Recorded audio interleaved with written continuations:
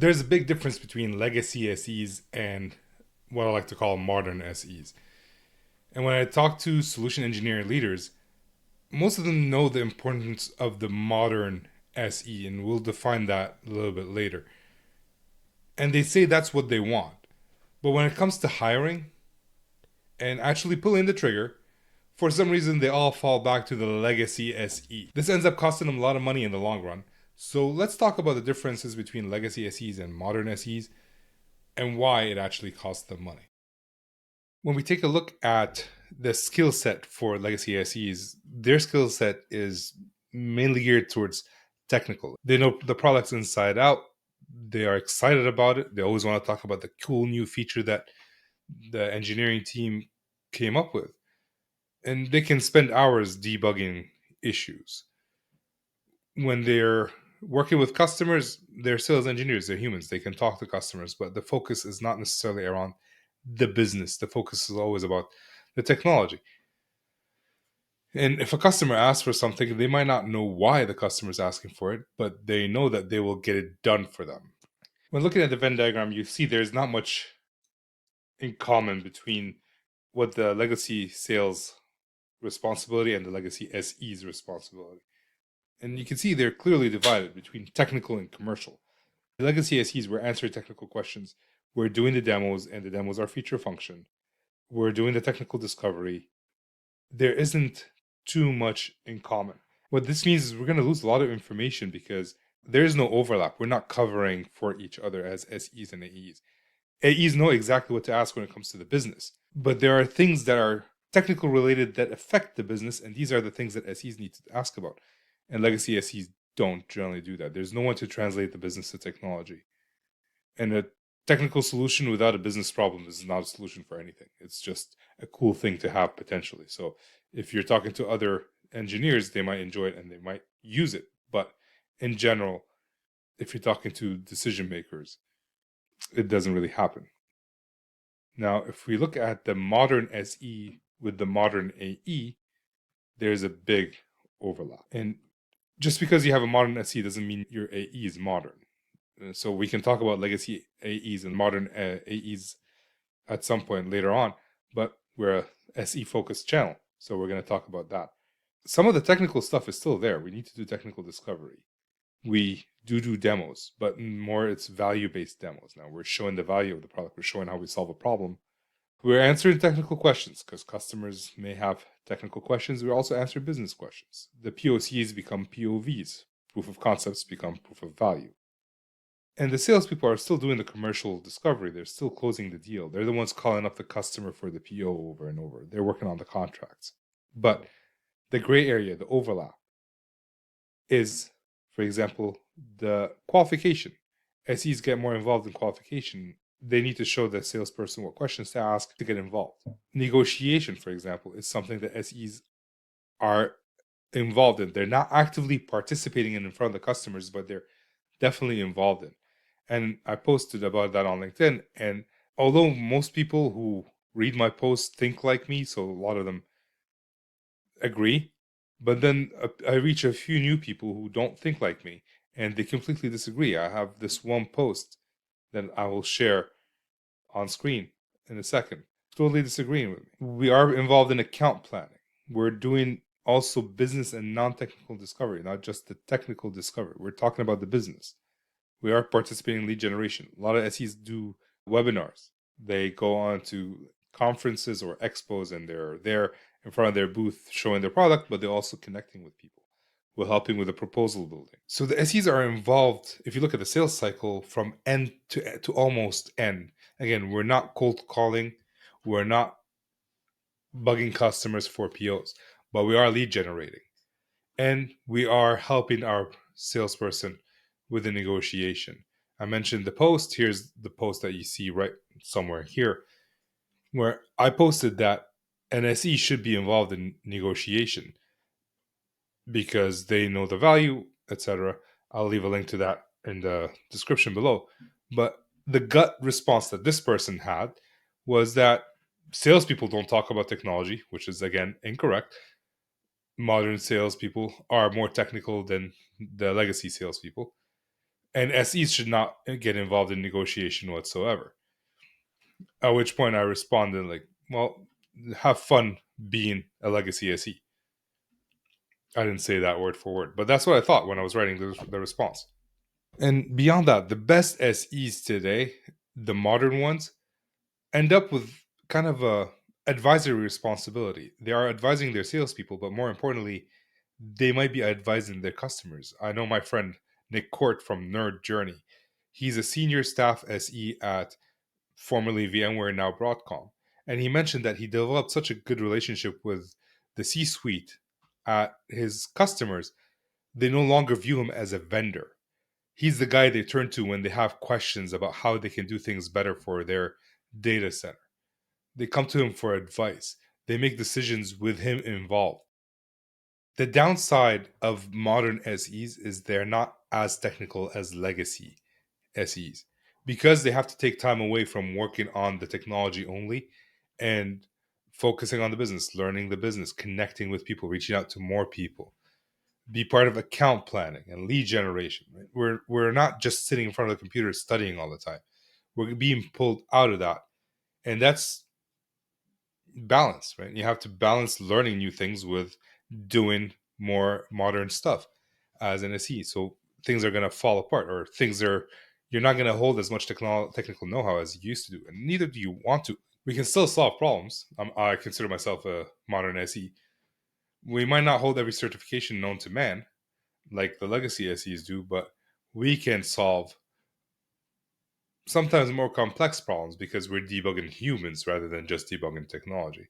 And that means something's got to give. For example, the SEs, modern SEs, should not be managing their own demo environment. There should be someone else managing demo environments for SEs so that the SE can come in and just do the demo and move on with their lives, or responding to RFPs.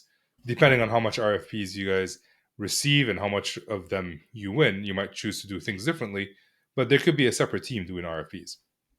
But before we even talk too much about that, the fact that SEs are not as, or the fact that modern SEs are not as technical as legacy SEs causes a bit of a problem for hiring managers.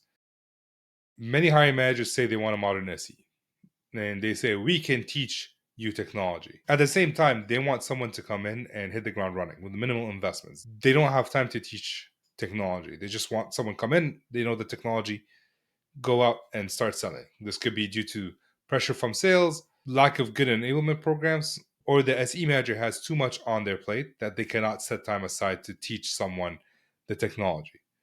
So when they hire, legacy is less risky. They know the tech, they probably know the product, they have experience in the industry, so they check more boxes.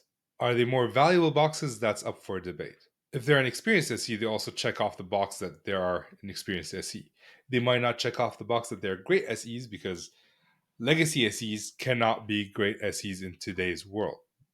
You kind of have to be a modern SE to do that. But there isn't a checkbox for great SE. And it's hard to gauge in an interview process. Ramsey from the editing booth here just want to point out something that if there's a modern SE with the technical skills that the SE manager is looking for, then they're obviously the better hire and they would be hired. For this specifically, I'm thinking more if there isn't an SE, a modern SE within the industry that you're at, but there's a modern SE within an adjacent industry, it's more of a high risk to hire the modern SE for some managers. Let's say I'm in networking, going into security. A hiring manager might prefer someone with legacy SE skills but technical experience in the security world than bringing me in and having to teach me all that. So just want to clarify that. Let's get back into the video. And if they want to hire a modern SE, think of a modern SE as a race car driver, whether it's Formula One, NASCAR, Formula 4, whatever it is that you watch or don't watch. Think of that. The SE is the driver. When you're seeing drivers in a race, you don't see them get out of the car in the pit stop to fill up gas, change their tires, jump back in and drive.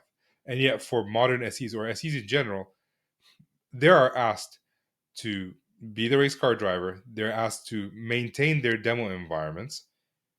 They're asked to respond to RFPs. So they're asked to get out of the car, change the tires, fuel up the car, clean the windshield. check the brakes. In the meantime, they just lost the race because someone else has a team behind them actually doing it. Again, it depends on how much money the company has. Maybe they don't have the money to afford this, but if you have the money, instead of hiring a new SE, you might be able to hire SE support, if you will. So, although hiring a legacy SE is less risk in the front end, the company is losing money on the back end. How's that? You're losing deals because the SE is not understanding the actual business problem, or the sales team is not understanding the business problem. I had one deal, another SE was working on it, and we're trying to beat the incumbents. So there's an incumbent, we're trying to break in, and all the questions that we're getting from the customers were about feature parity. They want to make sure that we have exactly the same thing that the competitor has, the incumbent has, otherwise we might not break in. Now the question is, why would we even break in if we have feature parity? Why is it that they're even talking to us? And it took me months to figure out this has nothing to do with feature parity. It has everything to do with how the incumbent is slowing down their automation, which is slowing down their development process, which is slowing down how they sell to customers, costing them money. If I had not done that, we'd probably still be talking about feature parity 6 years later. We might not have won the deal. We would have to negotiate on price because if it's feature parity, then what's the difference? Why is one better than the other? You're talking about Honda or a Toyota. They're exactly the same thing or similar, and it just ends up being preference. One car is better on one thing, the other car is better on another. So why pick one over another? There's no reason. It comes down to money when it comes to business. We're losing deals because we're not asking why, or we're bringing in leads.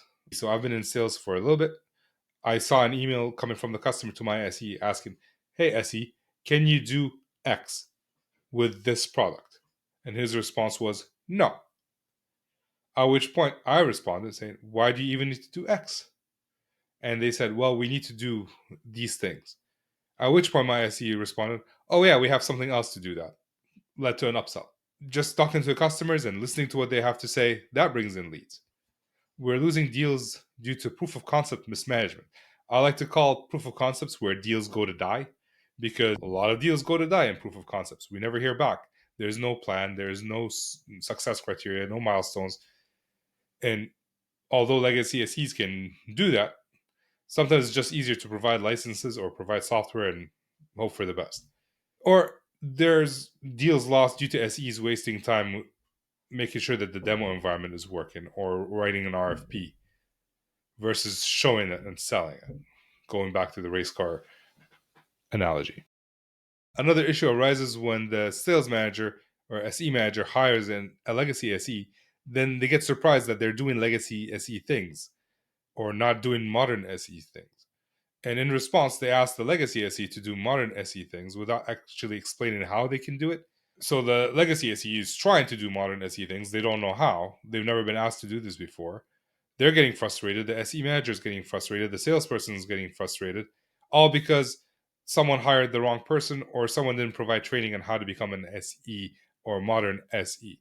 And that's the good news. You can train legacy SEs to become modern SEs. Most of them are legacy SEs because that's how they've been taught to do things, not because they're bad at their job. It's just no one's challenged them, no one's told them how to do things otherwise. Not to say that everyone can become an extremely great modern SE.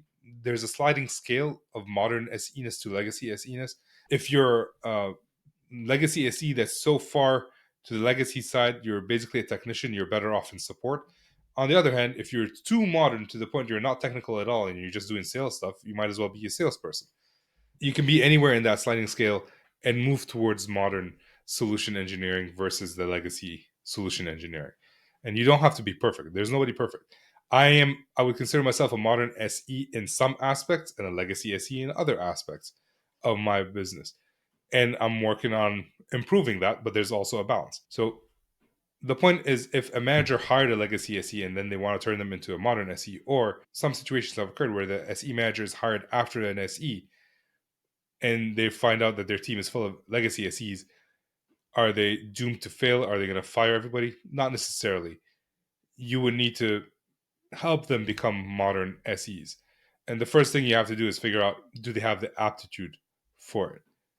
Some of them have the aptitude to become modern SEs within months, and some of them take years. My current SE is I would consider a legacy SE. He was hired as a sales support engineer, and he's great at being a legacy SE. Customers love him because he knows the technology. He's not trying to sell them anything.